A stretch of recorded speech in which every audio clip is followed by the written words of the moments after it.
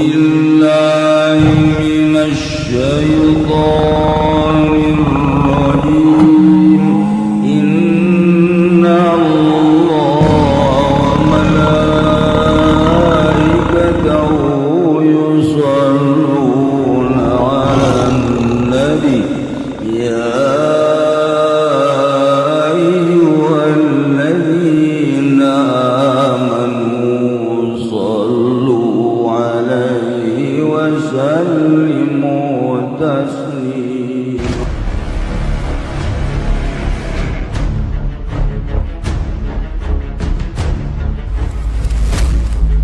Abuya Dimyati, Cilongok, Tangerang, Banten. Sosok ulama karismatik sekaligus paku tanah Banten pada masanya. Ulama ternama Banten yang satu ini, selain terkenal dengan ilmu agamanya yang tinggi, beliau juga dikenal memiliki karomah kesaktian yang sangat luar biasa. Beliau adalah pendiri sekaligus pengasuh pondok pesantren Al-Istiqlaliyah yang terletak di Kampung Cilongok, Kecamatan Pasar Kemis, Tangerang, Banten. Perjuangannya mendirikan pesantren tidaklah mudah. Di masa awal-awal mendirikan pesantren, beliau sering sekali mendapat tantangan dari para dukun dan jawara yang tidak setuju dengan didirikannya pesantren di Kampung Cilongok. Bahkan kobong yang pertama kali didirikan oleh Abuya, yakni kobong Al-Hikam, pernah terbakar sampai 4 kali. Hal tersebut adalah ulah para dukun dan jawara yang tidak senang dengan hal-hal yang berhubungan dengan agama. Namun setiap kali dibakar, Abuya selalu menerimanya dengan senyum dan kembali membangunnya. Kini, Ponpes Al-Istiqlaliyah telah menjadi besar, terkenal hingga penjuru dunia yang diasuh oleh Abuya Uci Turtusi selaku putra dari Abuya Dimyati.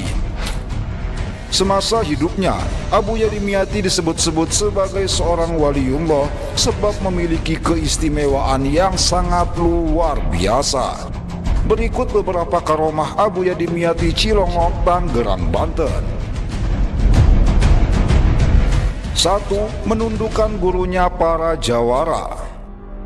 Di masa awal-awal Abuya Dimyati mendirikan pesantren, para dukun dan jawara selalu berusaha mencari masalah dengan beliau dengan tujuan agar terjadi perkelahian. Sampai-sampai mereka kebingungan menghadapi Abuya Dimyati yang selalu mereka usik, namun beliau tak pernah marah, bahkan selalu baik dan ramah kepada mereka. Akhirnya, suatu ketika saat seorang jawara, bahkan rajanya jawara saat itu yang bernama Cutak Asmaran, mendengar bahwa rambut Abuya tidak mempan dipotong oleh tukang cukur. Membatinlah sang jawara ini. Kurang ajar, ternyata si Dimyati mau pamer ilmu. Senyumnya selama ini palsu, nantangin saya. Habis kau malam ini Dimyati, ungkap Cutak Asmaran begitu mendengar rambut Abuya tak mempan dipotong. Padahal begitu melihat rambutnya tak mempan dipotong, Abuya langsung masuk ke dalam kamar dan menangis karena bukan itu yang beliau inginkan. Akhirnya, malam itu juga Cutak Asmaran segera mendatangi rumah Abuya lalu meminta izin kepada ayah angkat Abuya yang bernama Haji Sidik untuk berduel adu ilmu dengan Abuya. Singkat cerita, dengan santai dan penuh keanggunan, Abuya Dimyati berjalan keluar rumah untuk menghadapi Cutak Asmaran. Saat sudah saling berhadapan dengan jarak 5 meter, begitu keduanya sudah dalam posisi siap, pertarungan pun dimulai. Bukan main, keduanya menggunakan ilmu Praga Sukma. Hingga selang beberapa lama, perkelahian pun selesai tanpa adanya kekalahan. Ternyata keduanya sama-sama kuat. Perkelahian pun berubah menjadi ajang Praga Sukma ke dalam benda. Hingga pada akhirnya, Cutak Asmaran menyerah dan mengakui kekalahannya setelah Abuya beraksi masuk ke dalam sebuah telur ayam. Sedangkan Cutak Asmaran hanya mampu masuk ke dalam botol kosong saja. Setelah peristiwa hebat ini, Selang beberapa waktu, semuanya berubah 180 derajat. Cutak Asmaran beralih menjadi pelindung Abu Yadimyati dalam berdakwah, yang menjadikan dakwah beliau semakin kuat hingga tidak satu pun dukun atau jawara yang berani mengusik Abu Yadimyati. Luar biasa, layaknya kisah Umar bin Khattab yang dulunya musuh terbesar Rasulullah, kemudian beralih menjadi pelindung dakwah Rasulullah yang menjadikan kekuatan Islam semakin kokoh saat itu. 2. Terbang ke puncak Gunung Karang. Abu Yadimyati menghabiskan waktu 15 tahun untuk memperdalam ilmu agama di berbagai pondok pesantren.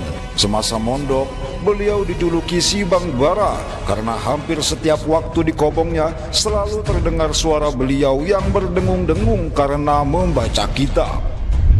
Dikisahkan, saat Abu Yadimyati mondok di Sekong, beliau bersama 2 orang temannya berniat untuk pergi ke Sumur Tujuh yang terletak di puncak Gunung Karang. Berangkatlah mereka bertiga menuju Gunung Karang. 2 orang temannya menyombongkan diri di hadapan Abu Yadimyati karena mereka berdua mendaki Gunung Karang dalam keadaan berpuasa, sedangkan Abu Yadimyati tidak. Abu Yadimyati hanya tersenyum menyikapi kesombongan kedua temannya itu. Begitu mereka bertiga terus berjalan menuju puncak Gunung Karang, ternyata di tengah perjalanan, kedua teman Abu yang merasa sangat lelah dan sudah tak kuat lagi melanjutkan pendakian. Akhirnya mereka berdua menyerah dan duduk sambil merokok. Namun Abu Yadimyati tidak ikut putus asa bersama mereka. Beliau tetap bertekad untuk sampai ke puncak Gunung Karang dan berdoa kepada Allah agar diperkenankan untuk segera sampai ke Sumur Tujuh yang berada di puncak Gunung Karang.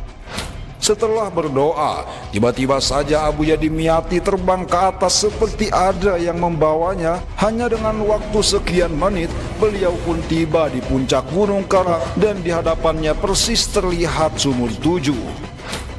Setelah usai hajatnya di Sumur Tujuh, beliau bingung harus lewat jalan mana untuk turun dari gunung dan kembali menghampiri kedua temannya itu.